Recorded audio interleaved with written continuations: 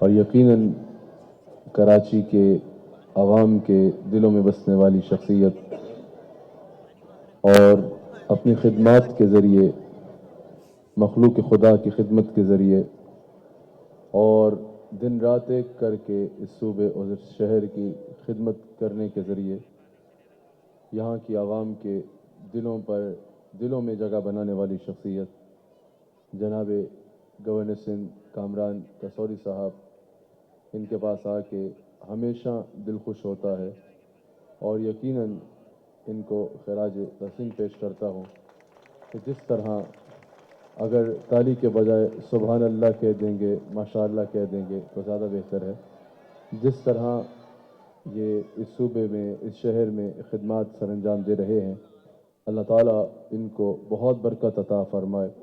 اور اللہ تعالیٰ ان کی خدمات کو اپنی بارگاہ میں قبول و منظور فرمائے. یہ کسی صورت بھی خوش آمد نہیں ہے، بلکہ یہ ایک ایسی حقیقت ہے جو ازر من الشمس ہے، جس کو کوئی بھی آ کر دیکھ سکتا ہے کہ جس طرح صبح و شام یہاں پر لوگوں کو خدمت کی جا رہی ہے، غربا اور مساکین کو کھانا کھلایا جا رہا ہے، افطار کروایا جا رہا ہے. اب اگر کوئی پوچھے کہ افطار کی کیا برکت ہے اور افطار کرانا فائدہ مند ہے یا نہیں ہے، تو وہ آج کے کسی بندے سے نہیں پوچھا جائے گا، بلکہ وہ سیدنا محمد رسول اللہ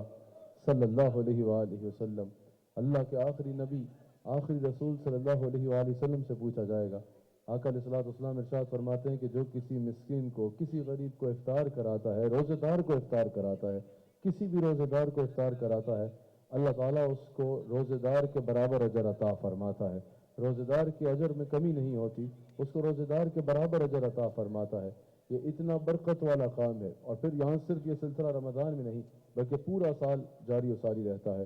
پھر جس طرح یہاں پر تعلیم کو عام کیا جا رہا ہے، جس طرح یہاں پر لوگوں کا خیال کیا جا رہا ہے، نوجوانوں کو تعلیم کے زیور سے آراستہ کیا جا رہا ہے اور ہر شعبے میں کام کیا جا رہا ہے. میں رات 2 بجے ان کے ساتھ بیٹھا ہوا تھا سحری کے وقت، صبح 4 بجے کے قریب، تو میں نے دیکھا شہر میں کہیں آگ لگی ہوئی تھی، تو یہ کبھی شہر کے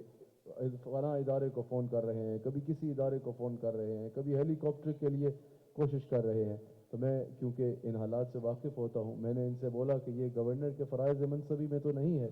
کہ صبح 4 بجے جاگ کر اس طرح آگ بجھانے کے لیے یہ کرنا. تو انہوں نے کہا کہ اگر گورنر کے فرائض منصبی میں نہیں ہے تو ایک اللہ کے بندے کی تو یہ ذمہ داری ہے کہ اگر اللہ تعالیٰ نے اس کی زبان میں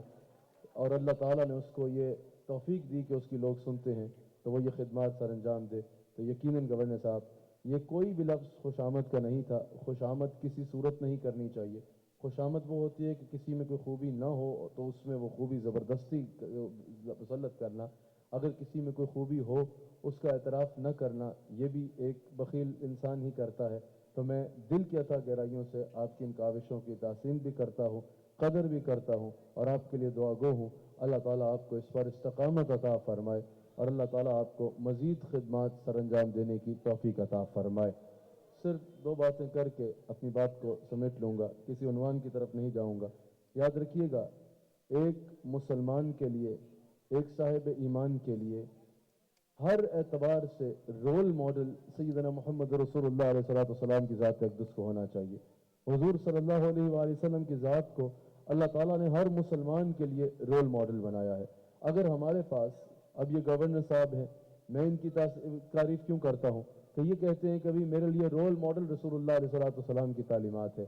کوئی بھی بندہ ہو، اگر ہمارے پاس کوئی ڈاکٹر آئے، وہ پوچھے میں بہترین طبیب بننا چاہتا ہوں، ہم کہتے ہیں حضور علیہ الصلوۃ والسلام کو رول ماڈل بنا لو. کوئی سائنٹسٹ آئے، وہ کہے میں بہترین سائنٹسٹ بننا چاہتا ہوں، ہم کہتے ہیں حضور علیہ الصلوۃ والسلام کو رول ماڈل بنا لو. کوئی پولیٹیشین آئے، وہ بولے کہ میں بہترین پولیٹیشین بننا چاہتا ہوں، اپنے قوم، اپنی ملت کی خدمت کرنا چاہتا ہوں، ہم اس کو کہتے ہیں کہ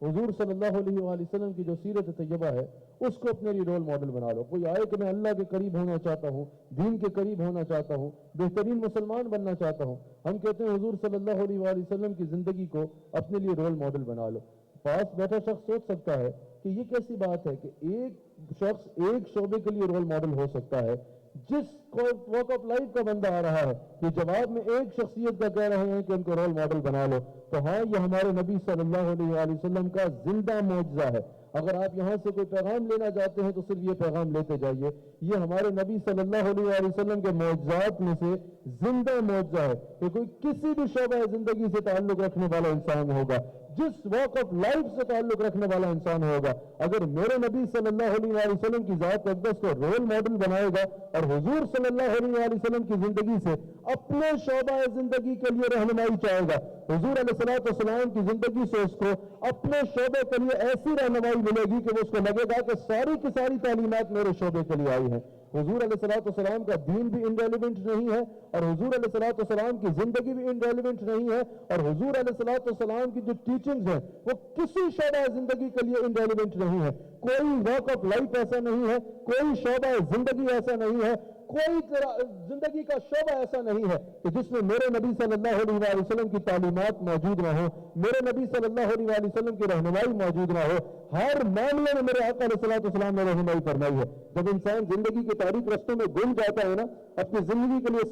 सही सिमत का तलाश नहीं कर पाता, इंसान मजबूर होता है। जब इंसान रियल लाइफ में कदम रखता है तो मुख्तलिफ